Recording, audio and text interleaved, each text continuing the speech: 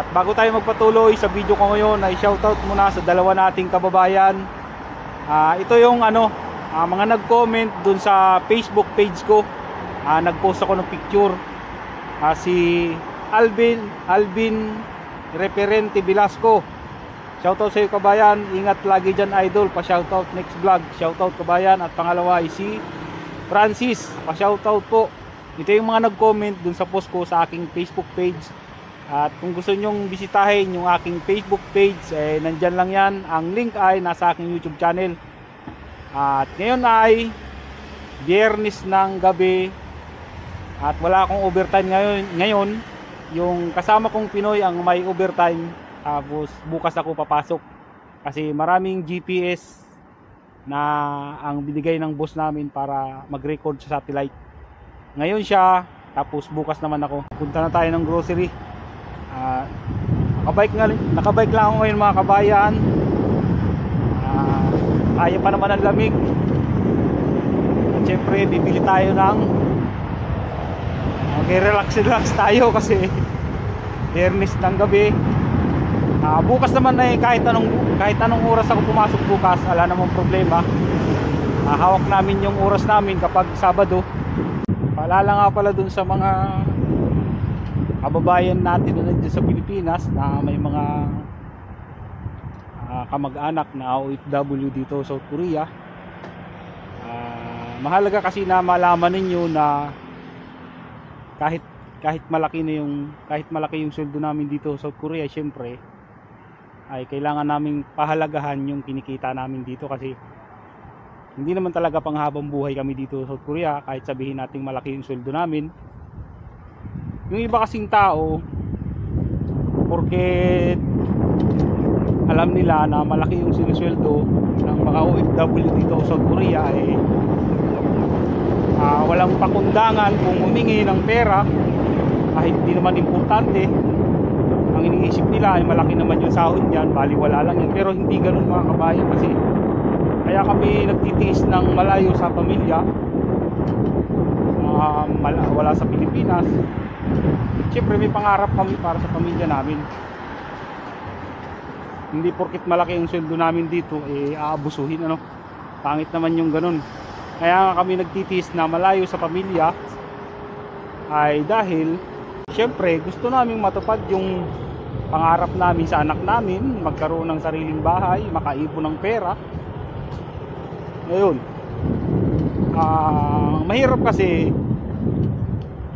yung yung sitwasyon na kapag may nahingi sa'yo, kasi hindi lang naman, marami kasing kamag-anak mga kabayan, kamag-anak ng pamilya, kamag-anak ng pamilya ng halimbawa asawa mo, kamag-anak mo. Pag yan ay sabay-sabay nang hingi ng pera, mahirap. Tapos pag may hindi ka nabigyan kahit isa, sasabihin ka na ng madamot. Yan ang mahirap pag OFW. pag naging OFW ko na, nahiging madamot na. Ayan na sabi nilang madamot kasi may isang hindi na pagbigyan na yun, tatampo na. Yun yung tawag doon. Yun yung makitid ang pag-iisip. Hindi marunong umunawa. Ayun. Basta kung manghingi man kayo ng pera, kapag napagbigyan kayo o hindi, ay dapat nyong unawain kasi hindi naman pinupulot ang pera dito sa ibang bansa. Paalala lang naman yun. Nasa inyo pa rin naman yan. Kung hindi nyo na iniisip yung nararamdaman ng hinihinga ninyo, bahala kayo. Basta yung sa akin, paalala lang kasi yung iba kasing OFW hindi na nagsasabi ng problema sa pamilya, kinikimkim yung sama ng loob at hindi maganda yung pinalalabasan. Paalala lang.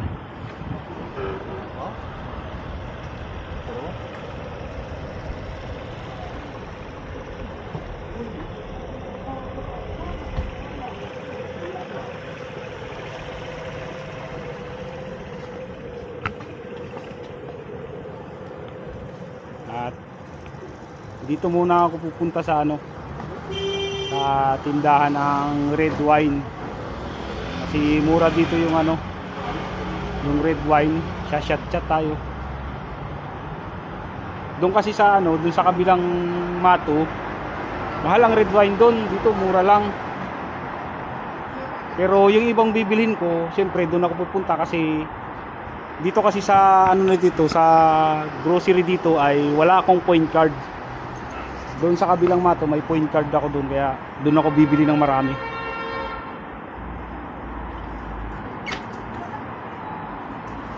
Garahe ko muna yung bike ko. Pasok ko tayo dito.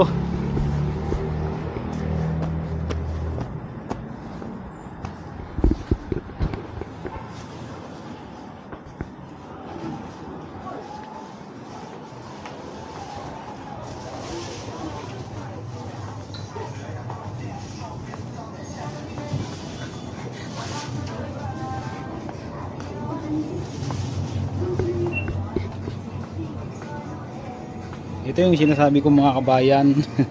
Pinakamurang red wine. Naka-sales kasi siya eh. Dating 7,500, ngayon 4,900 won na lang. Ay, isa. Ito lang yung bibiling ko dito sa Mato na to.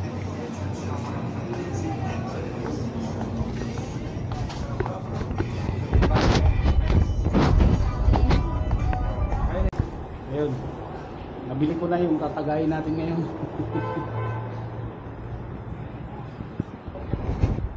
Punta na ako sa kabilang Mato Mart. Dito banda sa malapit sa amin mga kabayan, kunting bike mo lang ay complete dito. Mayroong mga noribang, videoke bar, tapos mayroong mga masahihan, gusto nyo magpamasahe. Ayan.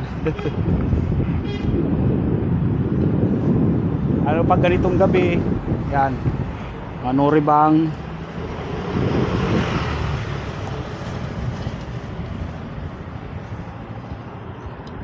Pag yung naiinip ako sa bahay, kahit gabi nagbabike ako dito. Kompleto dito mga kabayan. Dami ring mga kainan.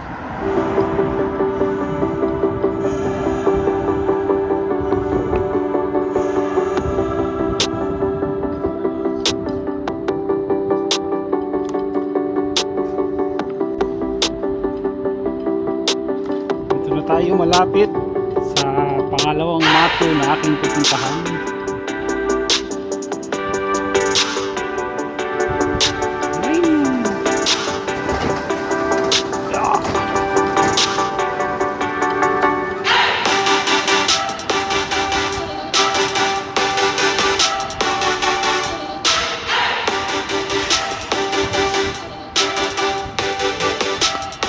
Hey, napasok na ulit tayo.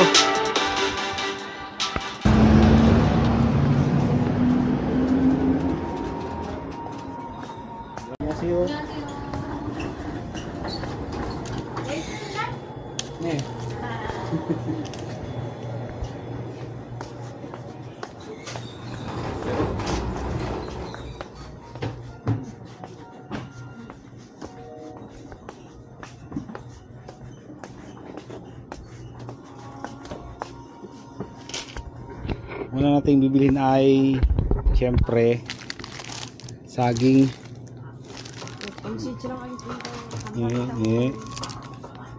Saging. Yun kaya. Ito na lang. Presyo ng saging medyo mura ngayon mga kabayan, 2,980 won. Gusto kong bumili ng avocado mga kabayan. Ang lalaki ng persimmon, no? 7 piraso, 9,800 won. Yung pinya galing din ng Pilipinas yan. Avocado bibilhin ko ngayon, mura din. Ang avocado ito hinog na mga kabayan. Presyo na ay 2 piraso yan mga kabayan, ha. Ang mahal na nito dito. Pero yung presyo na to, ano talaga to, parang sale na presyo siya. Ito 3,981. Minsan lang naman bumibili ito kasi masustansya rin ito mga kabayan, avocado.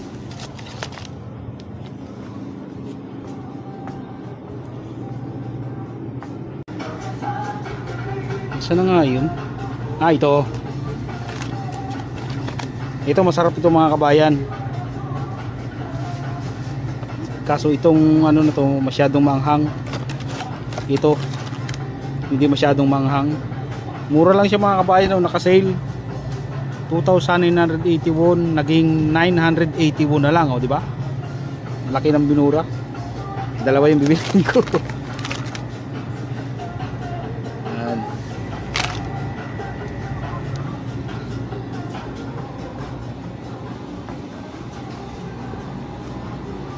Dilis naman, meron pa akong dala, hindi ko pa naubos yung dilis na, pero masarap din ito mga kabayan, yung mga dilis na yan. Hindi ko pa naubos yung dilis na dala ko galing sa Pilipinas nung nagbakasyon.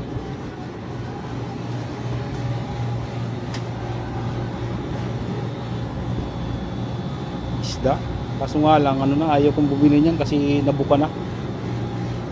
Wala nang ano, parang hindi na sariwa pag yung tinanggalan na ng hasang at saka bituka.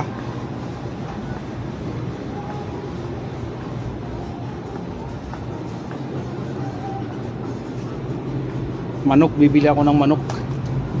Ito lang yung binibili ko mga kabayan, laman lang.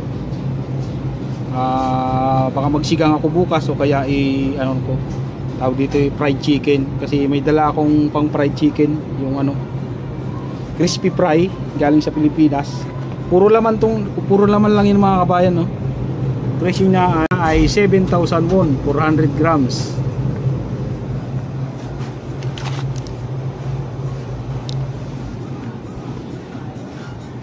Dito mga kabayan, nakita nyo yung mga red wine dito sa kabilang mato na to, kabilang mark. Wala kang makikita dito na ano, pinakababang presyo yan, no? 9,900 won. Wala silang sale dito.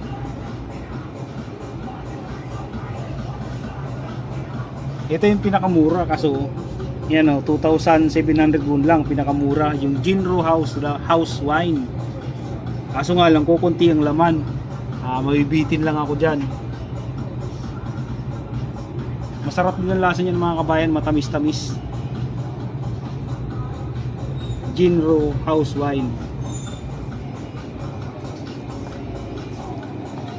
Tapos yung paborito kong yogurt, yan, lagi ako nabili nito mga kabayan kasi alam nyo na, kailangan ko ng vitamin D. Ayan, bihira na kasing masinaga ng araw, kailangan natin ng vitamin D. Presyo niya ay 3,981.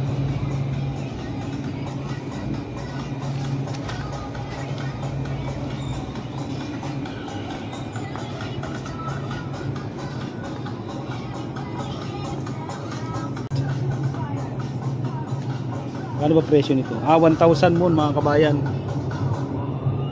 Ito ang Yakult ng South Korea. Yokurutu. Yan, Yokurutu.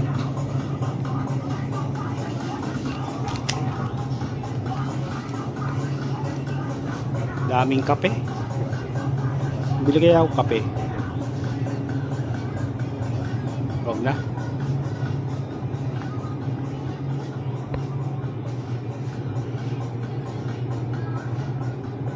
Dito tayo sa masarap na pampulutan. Saan ba yun? Ito. Suwon Kalbitang. Sarap to mga kabayan. Pampulutan kasi medyo mapait yung red wine na iinumin ko ngayon. Yan o. Initin na lang.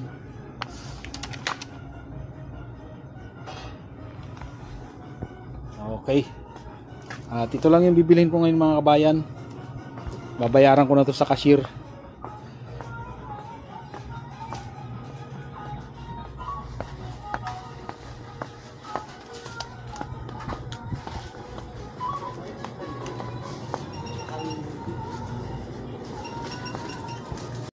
Red wine muna tayo.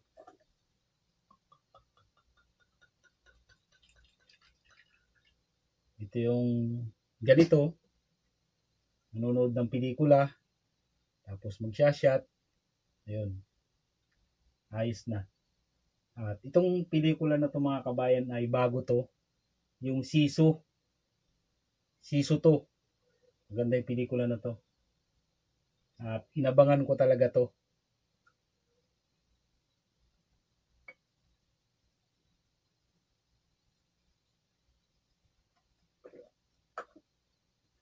Ganito lang ako dito kapag kinabukasan ay day off. Yan.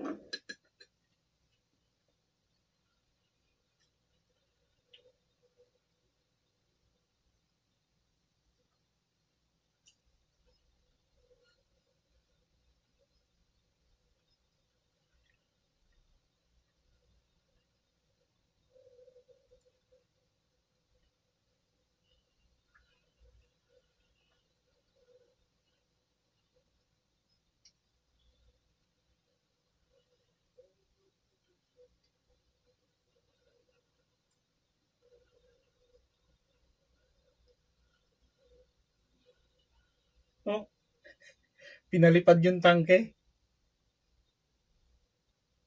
Lo,